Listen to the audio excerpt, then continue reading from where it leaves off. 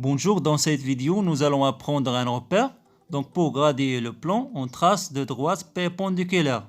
On place le point O à l'intersection des deux droites et on gradue les deux droites.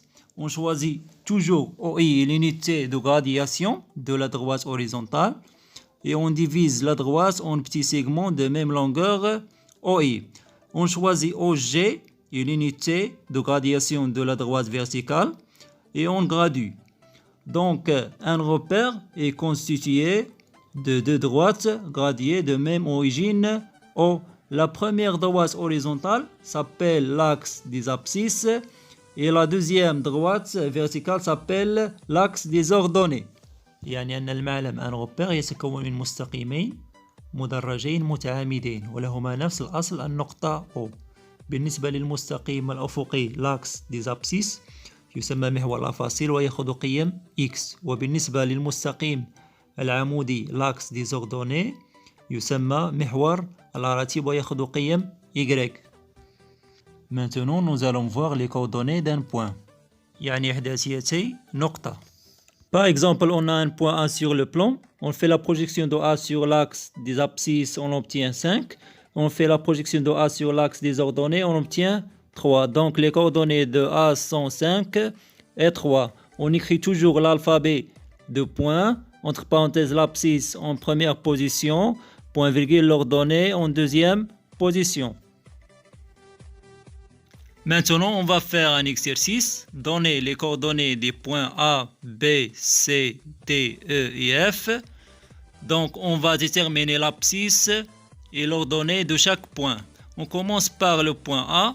On fait la projection de A sur l'axe des abscisses, on obtient 5. Et on fait la projection de A sur l'axe des ordonnées, on obtient 4. Donc, les coordonnées de A sont 5 et 4. La même chose pour le point B, on fait la projection de B sur l'axe des abscisses, on obtient 4.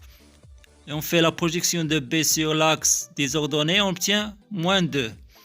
Et pour le point C, on fait la projection de C sur l'axe des abscisses, on obtient moins 2. Et on fait la projection de C sur l'axe des ordonnées, on obtient 4. Donc les coordonnées de point C sont moins 2, 4. Maintenant, le point D, on fait la projection de D sur l'axe des abscisses, on obtient moins 3. Et on fait la projection de D sur l'axe des ordonnées, on obtient moins 4. Donc, les coordonnées de point D sont moins 3, moins 4. Maintenant, le point E. On a le point E se trouve sur l'axe des abscisses. Donc, l'ordonnée de point E est égale 0. Et l'abscisse de point E est 3. Donc, les coordonnées de point E sont 3, 0. Et pour le point F, on a le point F se trouve sur l'axe des ordonnées. Donc l'abscisse de point F est égale 0. Et l'ordonnée de point F est 2. Donc les coordonnées de point F sont 0, 2.